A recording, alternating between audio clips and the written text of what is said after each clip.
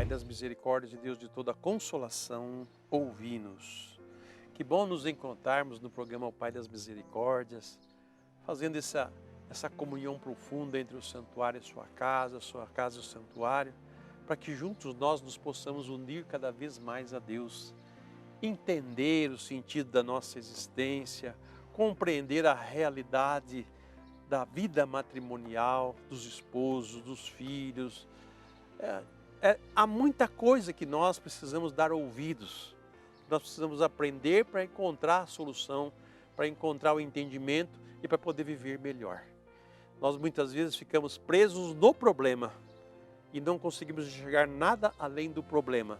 Nós precisamos sair do problema para ter um olhar bem mais amplo das coisas e podermos compreender o que está acontecendo. Tá bom? Então, com alegria, nós vamos partilhar com vocês hoje esta audiência do Santo Padre, que aconteceu dia 30 de outubro de 2024, falando sobre o Espírito Santo e a esposa, né? Jesus e o Espírito Santo e a igreja, que é a esposa de Cristo, o seu corpo santo.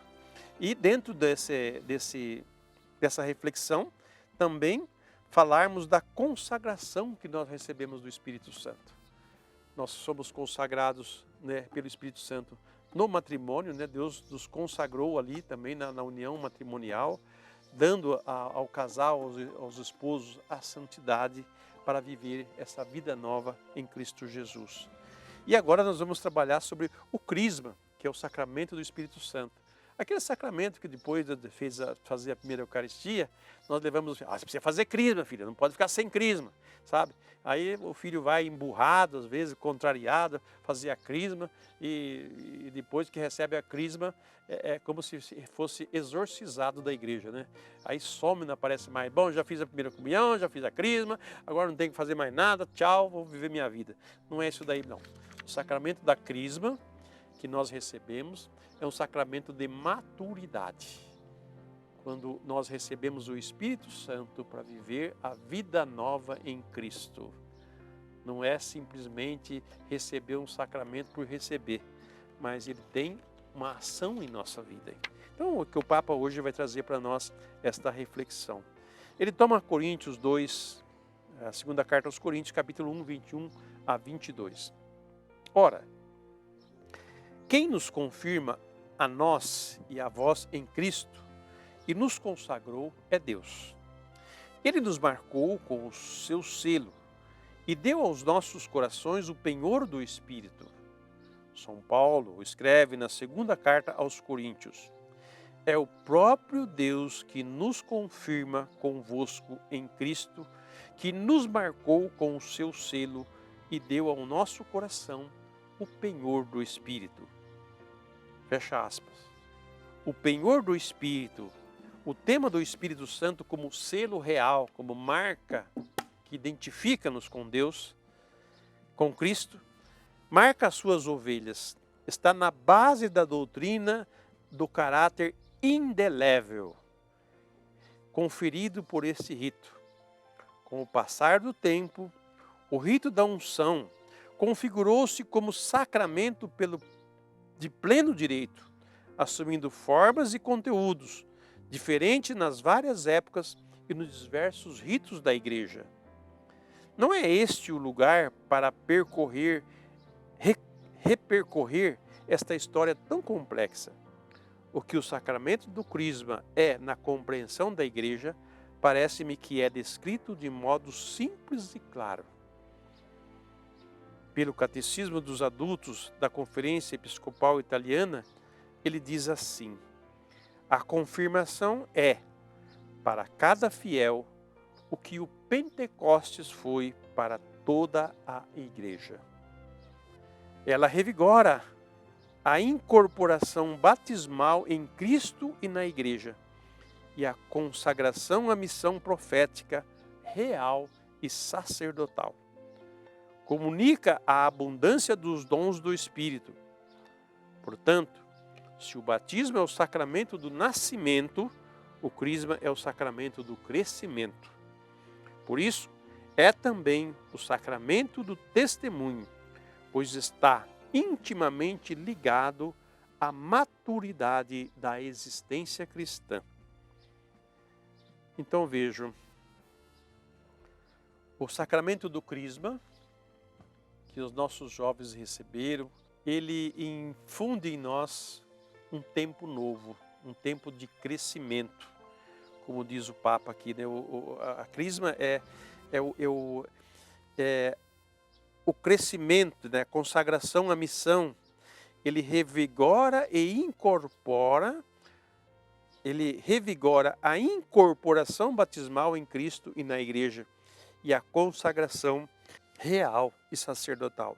Se o batismo é o sacramento do nascimento, o crisma é o sacramento do crescimento. Fizemos a catequese, recebemos a Santa Eucaristia, entendemos a oração do Pai Nosso, está crescendo, a criança foi batizada, depois foi levada à igreja para conhecer a fé, né? A catequese, que é o tempo do conhecimento da fé, que a igreja oferece isso daí, embora seja a missão dos pais, né? A primeira igreja doméstica a formar os seus filhos na fé, a catequese entraria como que um complemento àquilo que os pais já infundiram na criança sobre a fé. Então, não é só ser padrinho para fotografia e dar presente no dia do aniversário, não, que a criança vai crescer conhecendo a Deus e amando a Deus, não. Mas é ensinando ela, é levando ela a essa experiência profunda com Deus, a partir dos pais e dos padrinhos que se professam ser cristãos e que se diz já viver a fé. Ora, se os que dizem que vivem a fé não vivem a fé, mas vive o modo do mundo, então esta criança vai achar que ser cristão é ser mundano e não viver a fé como deve ser vivida. Há muitas questões que envolvem aí também o desenvolvimento, o crescimento da pessoa. Mas o sacramento da crisma, quando ele é recebido, quer dizer, é para o crescimento, é para a maturidade da fé. Assim como um adolescente deixou o seu tempo de infância, né? O seu corpo mudou, a sua cabeça mudou, já não pensa mais como uma criança, já começa a pensar como um adulto que está em fase de crescimento e de formação. E a vida cristã também acompanha ele, e ele que já fez a primeira Eucaristia, agora ele vai se aprofundar mais ainda no conhecimento da fé e da vivência da fé. Então a preparação para o crisma é esse momento em que o jovem vai fazer uma experiência mais profunda com Deus ainda, para que ele possa viver a sua vida cristã com mais intensidade, viver a sua fé em família, com os amigos, na igreja, na comunidade, com mais intensidade. Não é só algo que precisa ser um cartucho para ser recebido e guardado na gaveta, como muitas vezes é feito. Envolve um modo de viver, envolve um modo de ser. Então é sério, não é brincadeira. E nós precisamos levar a sério tudo isso, mas com sabedoria, né? Não é aquele levar a sério como uma obrigação. Não, filho, agora você tem que dar testemunho da sua fé. Olha, se essa fé não foi construída desde o batismo da criança até aquele momento, agora né? Você vai obrigar ele a produzir algo que ele não recebeu nada dessas coisas. Então não é complexo as coisas, mas é para a gente entender. Veja, assim como a gente sai da fase infantil para a fase adulta, a gente já aprendeu a falar, já aprendeu a caminhar, já aprendeu muitas coisas e conhece já o ambiente e tudo, já houve um desenvolvimento. A fé, ela caminha junto com tudo isso daí. Então, junto com o desenvolvimento da pessoa, ao desenvolvimento também da fé. É isso que entra o papel dos pais, dos padrinhos, também da igreja, da comunidade cristã. O padre pergunta no dia do batismo: vocês que estão aqui hoje, vieram para esse batizado, né, se comprometem em ser para esta criança, né, um sinal de Deus, ou conduzir ela a Deus como comunidade de fé? Sim, nós vamos fazer tudo isso. Aliás, nós vamos fazer tudo ao contrário disso que o Senhor disse. E por isso que nós colhemos aí muitos frutos não muito bons, mas conhecendo a verdade. Por isso que Jesus fala: conhecereis a verdade vos libertará.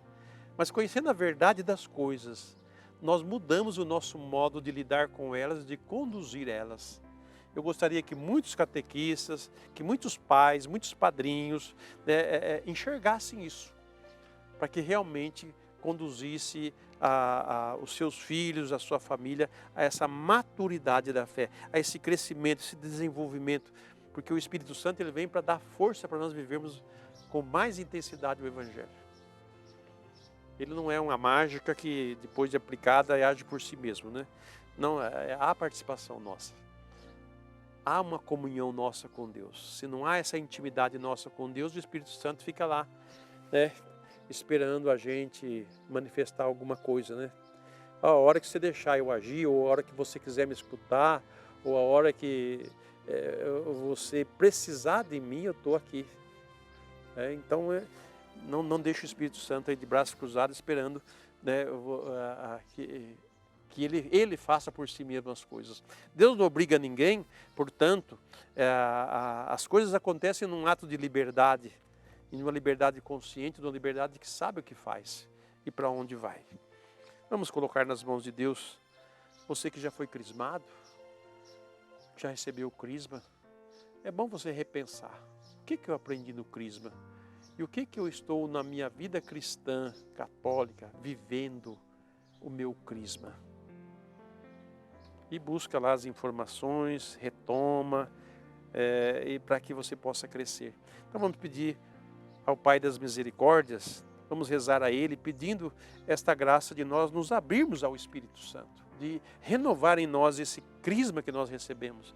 Quer dizer, estarmos atentos à escuta do Espírito, clamar a Ele, dispor a Ele, pedir a Ele em todo momento, para que a gente possa, com a luz dEle, administrar, conduzir a nossa vida e tudo mais na nossa vida será muito claro.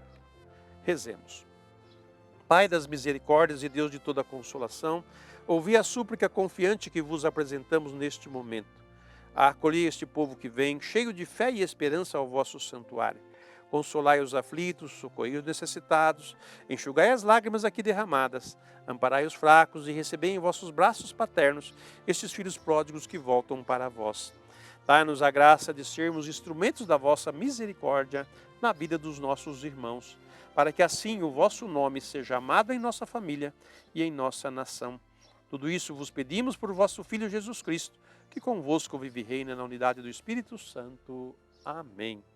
Pai das misericórdias e Deus de toda consolação, ouvi-nos.